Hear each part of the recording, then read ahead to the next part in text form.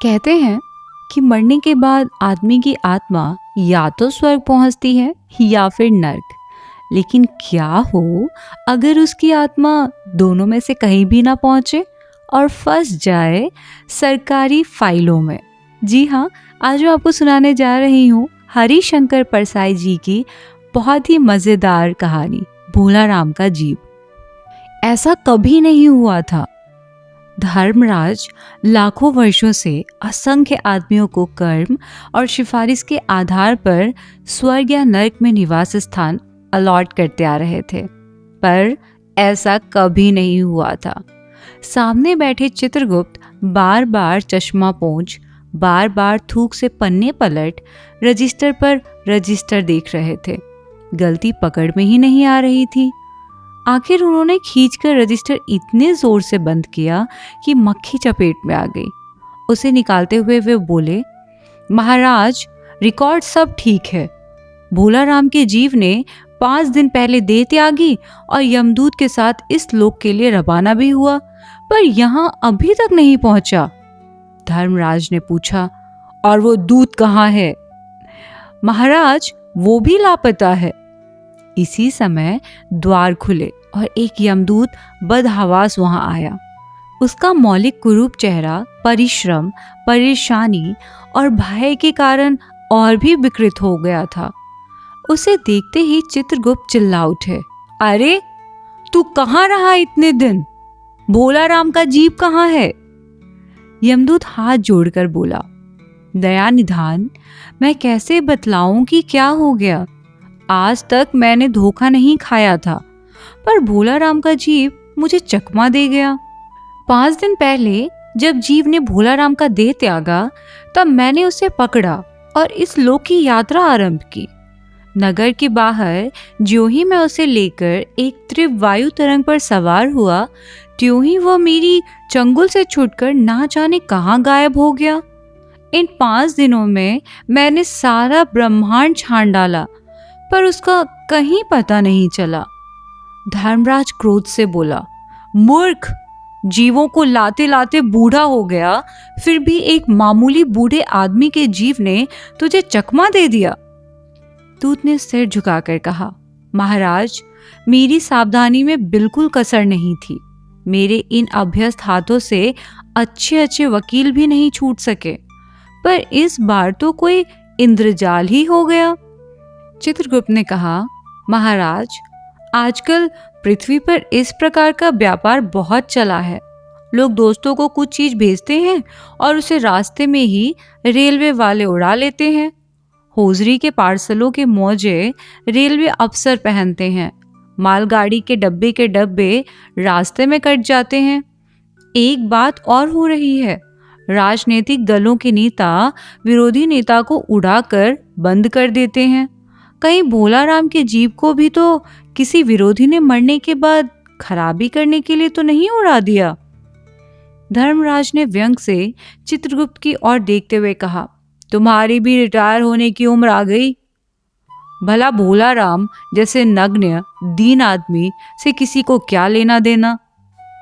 इसी समय कहीं से घूमते घामते नारद मुनि यहाँ आ गए। धर्मराज को गुमसुम बैठे देख बोले, क्यों धर्मराज, कैसे चिंतित बैठे हैं?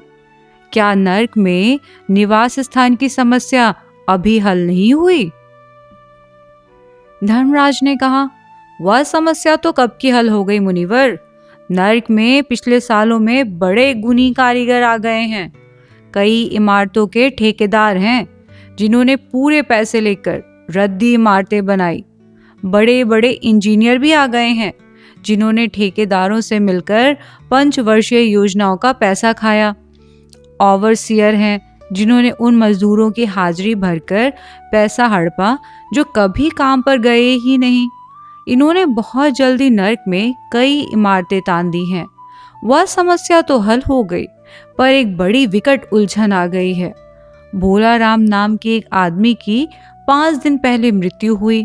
उसके जीव को यहाँ दूत यहाँ ला रहा था कि जीव इसे रास्ते में चकमा देकर भाग गया। इसने सारा ब्रह्मांड छान डाला, पर वो कहीं नहीं मिला। अगर ऐसा होने लगा तो पाप पुण्य का भेद ही मिट जाएगा। नारद ने पूछा, उस पर इनकम टैक्स तो बकाया नहीं था? हो सकता है उन लोगों ने रोक लिया हो। चित्रगुप्त ने कहा, इनकम होती तो टैक्स होता, भूख मरा था। नारद बोले, मामला बड़ा दिलचस्प है। अच्छा, मुझे उसका नाम पता तो बताओ, मैं पृथ्वी पर जाता हूँ। चित्रगुप्त ने रजिस्टर देखकर बताया, भोलाराम नाम था उसका। जबलपुर शहर में धमापुर मोहल्ले में नाले के किनारे एक 1.5 कमरे टूटे फूटे मकान में वह परिवार समेत रहता था। उसकी एक स्त्री थी, 2 लड़के और 1 लड़की। उम्र लगभग 8 साल। सरकारी नौकर था, 5 साल पहले रिटायर हो गया था। मकान का किराया उसने 1 साल से नहीं दिया, इसलिए मकान मालिक उसे निकालना चाहते थे। इतने में भोलाराम ने संसार ही छोड़ दिया। आज 5वां दिन है। बहुत संभव है कि अगर मकान मालिक वास्तविक मकान मालिक हैं तो उसने भोलाराम के मरते ही उसके परिवार को निकाल दिया होगा। इसलिए आपको परिवार की तलाश में काफी घूमना पड़ेगा। माँ बेटी के सम्मिलित कंदरन से ही नारद भोलाराम का मकान पहचान गए। द्वार पर जाकर उन्होंने आवाज लगाई, नारायण नारायण। लड़की ने देखकर कहा, आगे जाओ महाराज। नारद ने कहा, मुझे भिक्षा नहीं चाहिए, मुझे भोलाराम के बारे में कुछ पूछताछ करनी है। अपनी माँ को जरा बाहर भेजो बेटी। भोलाराम की पत्नी बाहर आई। नारद ने कहा, माता, भोलाराम को क्या बीमारी थी? क्या बताऊं, गरीबी की बीमारी थी। 5 साल हो गए पेंशन पर बैठे, पर पेंशन अभी तक नहीं मिली। हर 10-15 दिन में एक दरख्वास्त देते थे, पर वहां से या तो जवाब आता ही नहीं था, और आता तो यही कि तुम्हारी पेंशन के मामले में विचार हो रहा है। इन 5 सालों में सब गहने बेचकर हम लोग खा गए, फिर बर्तन बिके, अब कुछ नहीं बचा था। चिंता में घुलते घुलते और भूखे मरते मरते उन्होंने दम तोड़ दी। नारद ने कहा, क्या करोगी माँ, उनकी इतनी ही उम्र थी। ऐसा मत कहो महाराज, उम्र तो बहुत थी। 50-60 रुपया महीना पेंशन मिलती तो कुछ और काम कहीं करके गुजारा हो जाता, पर क्या करें, 5 साल नौकरी से बैठे हो गए और अभी तक एक कौड़ी नहीं मिली। दुख की कथा सुनने की फुर्सत नारद को तो थी नहीं। वे अपने मुद्दे पर आए। माँ, यह तो बताओ कि यहाँ किसी से उनका विशेष प्रेम था जिसमें उनका जी लगा हो?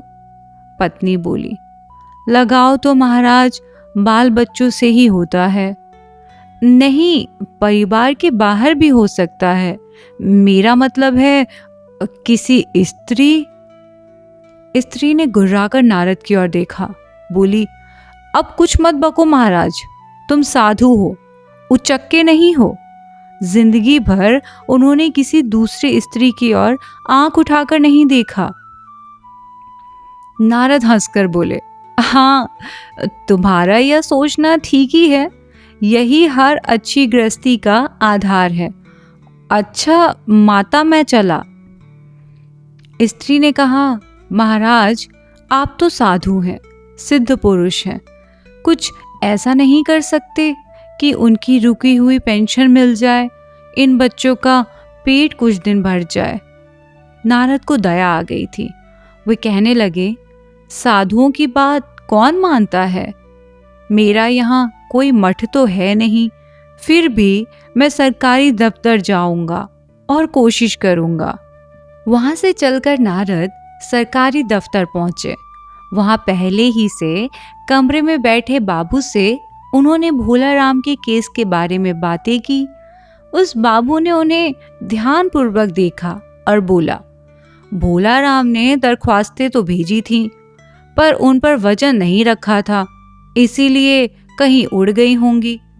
नारद ने कहा, भाई, ये बहुत से पेपर वेट तो रखे हैं, इन्हें क्यों नहीं रख दिया? बाबू हंसा। आप साधु हैं, आपको दुनियादारी समझ में नहीं आती। दरख्वास्तें पेपर वेट से नहीं दबती। खैर, आप उस कमरे में बैठे बाबू से मिलिए। नारद उस बाबू के पास गए। उसने तीसरे के पास भेजा, तीसरे ने चौथे के पास, चौथे ने पांचवें के पास। जब नारद 25-30 बाबुओं और अफसरों के पास घूम आए, तब एक चपरासी ने कहा, महाराज, आप क्यों इस झंझट में पड़ गए? अगर आप साल भर भी यहाँ चक्कर लगाते रहें तो भी काम नहीं होगा। आप तो सीधे बड़े साहब से मिलिए, उन्हें खुश कर दिया तो अब भी काम हो जाएगा। नारद बड़े साहब के कमरे में पहुंचे। बाहर चपरासी ऊँघ रहा था, इसलिए उन्हें किसी ने नहीं छेड़ा। बिना विजिटिंग कार्ड के आया देख साहब बड़े नाराज हुए। बोले, इसे कोई मंदिर वंदिर समझ लिया है क्या? धड़ धड़ाते चले आए, चिट क्यों नहीं भेजी? नारद ने कहा, कैसे भेजता? चपरासी सो रहा है। क्या काम है? साहब ने रौब से पूछा। नारद ने भोलाराम का पेंशन केस बतलाया। साहब बोले, आप हैं बैरागी, दफ्तरों के रीति रिवाज नहीं जानते। असल में भोलाराम ने गलती की।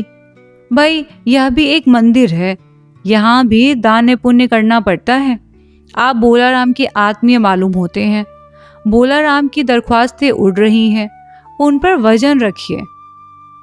नारद ने सोचा कि फिर यहाँ वजन की समस्या खड़ी हो गई। साहब बोले, भाई, सरकारी पैसे का मामला है, पेंशन का केस 20 दफ्तर में जाता है, देर लग ही जाती है। 20 बार एक ही बात को 20 जगह लिखना पड़ता है, तब पक्की होती है। जितनी पेंशन मिलती है उतने की स्टेशनरी लग जाती है। हाँ, जल्दी भी हो सकती है, मगर। साहब रुके। नारद ने कहा, मगर क्या? साहब ने कुटिल मुस्कान के साथ कहा, मगर वजन चाहिए। आप समझे नहीं। जैसे आपकी यह सुंदर वीणा है, इसका भी वजन भोलाराम की दरख्वास्त पर रखा जा सकता है। मेरी लड़की गाना बजाना सीखती है, या मैं उसे दे दूंगा।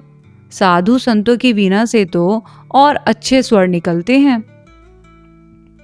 नारद अपनी वीणा छीनते देख जरा घबराए, पर फिर संभल कर उन्होंने वीणा टेबल पर रखकर कहा, या लीजिए, अब जरा जल्दी उसकी पेंशन ऑर्डर निकाल दीजिए। साहब ने प्रसन्नता से उन्हें कुर्सी दी, वीणा को एक कोने में रखा और घंटी बजाई। चपरासी हाजिर हुआ। साहब ने हुक्म दिया, बड़े बाबू से भोलाराम की केस की फाइल लाओ। थोड़ी देर बाद चपरासी भोलाराम की 100-150 दरख्वास्तों से भरी फाइल लेकर आया। उसमें पेंशन के कागजात भी थे। साहब ने फाइल पर नाम देखा और निश्चित करने के लिए पूछा, क्या नाम बताया साधु जी आपने? नारद समझे कि साहब कुछ ऊंचा सुनते हैं, इसलिए जोर से बोले, भोलाराम। सहसा फाइल में से आवाज आई, कौन पुकार रहा है मुझे? और पोस्टमैन है? क्या पेंशन का ऑर्डर आ गया? नारद चौंके, पर दूसरे ही क्षण बात समझ आ गई। बोले, भोलाराम? तुम क्या भोलाराम के जीव हो? हाँ, आवाज आई। नारद ने कहा, मैं नारद हूँ, तुम्हें लेने आया हूँ। चलो, स्वर्ग में तुम्हारा इंतजार हो रहा है। आवाज आई, मुझे नहीं जाना, मैं तो पेंशन की दरख्वास्तों पर अटका हूँ, यही मेरा मन लगा है, मैं अपनी दरख्वास्तें छोड़कर नहीं जा सकता। तो आप सुन रहे थे हरिशंकर परसाई जी की कहानी भोलाराम का जीव। अब आपको इस कहानी से क्या सीखने को मिला ये तो मुझे नहीं पता, लेकिन हाँ, आपको ये कहानी सुनकर कैसा लगा कमेंट में मुझे ज़रूर बताइएगा। तब तक सुनते रहिए मुझे आवाज़ अनुराधा की।